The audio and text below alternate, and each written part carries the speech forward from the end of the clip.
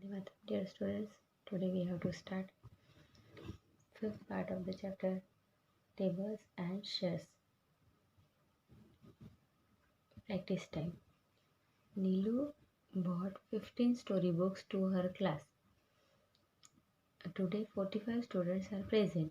How many children will need to share one book? नीलू ने 15 books लिए अपने class के लिए. वो आज तो उसकी क्लास में कितने स्टूडेंट प्रेजेंट है? आज 45 स्टूडेंट प्रेजेंट है. तो how many childrens will need to share one book. तो उसके पास 15 बुक है, स्टूडेंट 45 है, तो वन बुक कितने लोग शेयर करेंगे? तो यहाँ पे देखिए टोटल नंबर ऑफ चिल्ड्रंस कितने हैं? 45.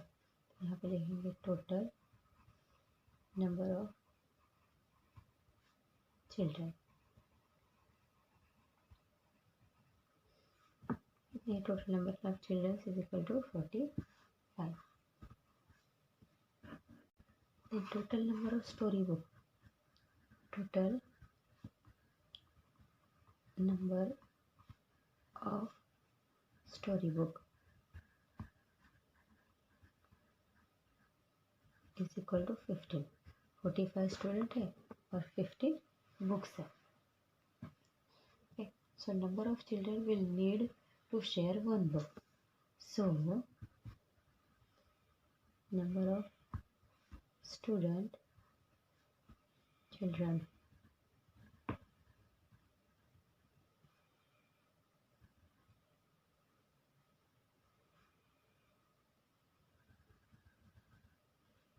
will need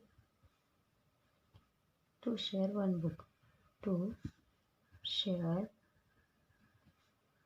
one book is equal to 45 divided by 15 is equal to 15 का टेबल आपको आता है? नहीं आता. 15 is 30, 15 3 is 45, 15 3 is 45. तो thus 3 children will share one storybook together. 3 children will need to share one book. तो यहाँ पे लिखेंगे the 3 children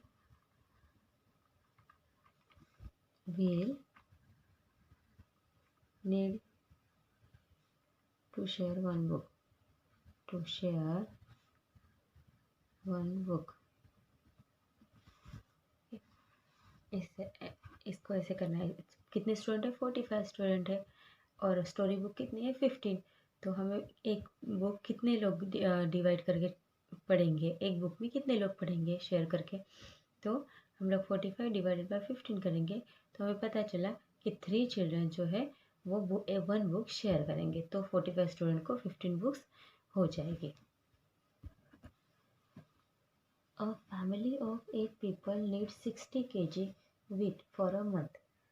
एक 8 लोगों की फैमिली है, उनको पर मंथ कितने वीट चाहिए? 60 kg. How much wheat does his family need for a week. तो वन मंथ के लिए उनको 60 kg वीट चाहिए. तो वन वीक के लिए कितने kg वीट चाहिए होंगे उसको? उनको फैमिली कितने लोगों की? 8 लोगों की फैमिली है. आंसर में लिखेंगे there are 30 days in a month. Month में कितने दिन होते हैं? 30. एंड वीक में डेज कितने होते हैं? 7. तो यहाँ पे लिखेंगे there are 7 days in a week. One week में 7 days होते हैं. If for one month need of wheat for 8 people is equal to 60 kg. तो 8 people को वन मंथ में 60 kg चाहिए होंगे. So one day need for wheat 8 people 60 divided by 30. Okay. So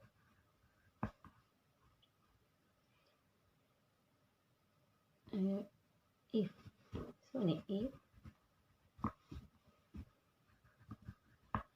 1 month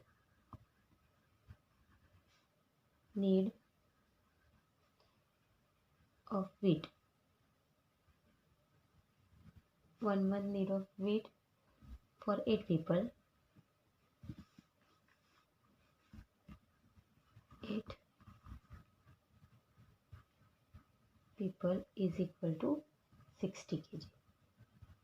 Okay, and so for 1 day need of wheat for 8 people,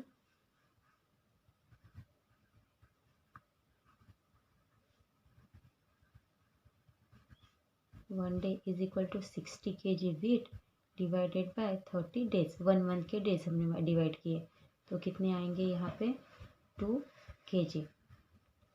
1 month के लिए 1 month wheat 8 लोगों के लिए कितने लगते हैं 60 kg. सो फॉर 1 डे तो एक दिन के लिए निकालना है हमें तो 60 डिवाइडेड बाय 60 क्यों कि फुल टोटल kg लिए हमने एंड डिवाइडेड बाय 30 मतलब 30 days is equal to 2 kg. Okay, तो यहाँ पे हम लिखेंगे therefore 7 days need for wheat. Therefore for 7 days is equal to 2 multiplied by 7 days is equal to 14 kg. Therefore, this family needs 14 kg wheat for a week. Wheat for a week. समझ में आया? देखिए इस family में 1 month में कितने wheat चाहिए रहते हैं 60 kg. Okay, 1 month is equal to 30 days and 1 week is equal to 7 days. तो if 1 month need for 8 people is equal to 60 kg, 1 month के लिए 60 kg चाहिए तो 1 डेज के लिए कितने तो 60 डिवाइडेड बाय 30 मंथ के 30 डेज और 60 kg तो कितने आए 2 kg. फॉर 7 डेज तो 7 डेज के लिए कितने तो 2 kg 1 डे का निकला तो 2 मल्टीप्लाई बाय 7 डेज के लिए निकालना है इसलिए 2 multiply by 7 is equal to 14 kg. तो this family needs 14 kg wheat for a week. Razia wants change for rupees 500. How many notes will she get if she wants in return? Razia wants change for 500. Razia को 500 के change चाहिए. Okay, तो how many notes will she get if she wants in return?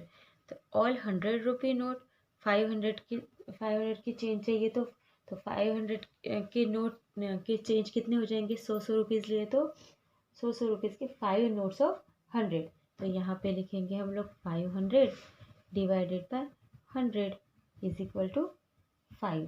तो 5 notes of 100. Then यहाँ पे हम ऐसे लिखेंगे 5 नोट्स ऑफ 100 या फिर आप ऐसे भी लिख सकते हैं ₹100. Okay, then all 50 rupees notes. सभी अगर 50 रुपीज़ के नोट है तो कितने नोट चाहिए रहेंगे तो यहाँ पे हम रफ में करते हैं. पहले यहाँ पे करके देखते हैं 500 डिवाइडेड बाय 50 तो कितने हो गए 10. ओके, तो यहाँ पे लिखेंगे 10 नोट्स ऑफ ₹50. कितने नोट लगेंगे 50 रुपीज़ के तो 10 note. Then all 20 rupees note. अगर 500 के चेंज में सभी 20 रुपीज़ के नोट दिए तो कितने नोट देने पड़ेंगे तो यहाँ पे 500 डिवाइडेड बाय कितने हैं 20 तो 2 1 2 2 4 2 5 10 तो 25 नोट्स ऑफ ₹20. तो यहाँ पे लिखेंगे 25 notes of ₹20. Okay, then all 5 rupees note. अगर सभी 5 रुपीज़ के नोट है तो 500 के चेंज कितने हो गए तो 500 डिवाइडेड बाय 5 तो कितने हो गए 100 नोट्स ऑफ ₹5. तो यहाँ पे हम लिखेंगे 100 नोट्स ऑफ ₹5. ठीक है, 100 रुपीज़ के कितने रुपये, मतलब 500 रुपीज़ हो गए। 100 रुपीज़ के 5 नोट्स, मतलब 500 रुपीज़। देन 50 रुपीज़ के कितने नोट्स, 50 रुपीज़ के 10 note means 500 rupees. 25 notes of 20 rupees के 25 notes it means 500। And 5 rupees के 100 notes means 500 rupees. Okay, then you have a distribute 72 tomatoes equally in 3 basket। अगर आपने 72 tomatoes को 3 basket में equally distribute करना है, how many tomatoes will there be in each. तो एक बास्केट में कितने टोमेटोज आए, उसके लिए हम क्या करेंगे, यहाँ पे टोटल नंबर ऑफ टोमेटोज कितने हैं 72। आपको लिखना है टोटल नंबर ऑफ टोमेटोज कितने आए हैं 72। Then number of basket is equal to 3, number of baskets is equal to 3। So number of tomatoes can be kept in a basket is equal to 72 divided by 3 is equal to कितने हो जाएंगे 24। 72 divided by 3 is equal to 24। okay? आपको कैसे लिखना है, total number of tomatoes is equal to 72, then number of basket is equal to 3, therefore number of tomatoes in a basket is equal to 72 divided by 3 is equal to 24। इस तरह से इसका answer लिखना है। then there are 350 bricks in a hand cart। Vinod found the weight of a brick to be 2 kg। What will be the weight of all the bricks? Three hand cart जो होता है, जो हाथों से चलाते हैं वो कार्ट, उसमें कितने ब्रिक्स है 350 ब्रिक्स है। Vinod found the weight of a brick to be 2 kg। जो एक ब्रिक है उसका वेट कितना है 2 kg। What will be the weight of all BRICS, तो सभी ब्रिक्स का वेट कितना है, तो वेट ऑफ ब्रिक यहाँ पे लिखेंगे आप weight of brick is equal to 2 kg। One brick का वेट कितना है 2 kg। So weight of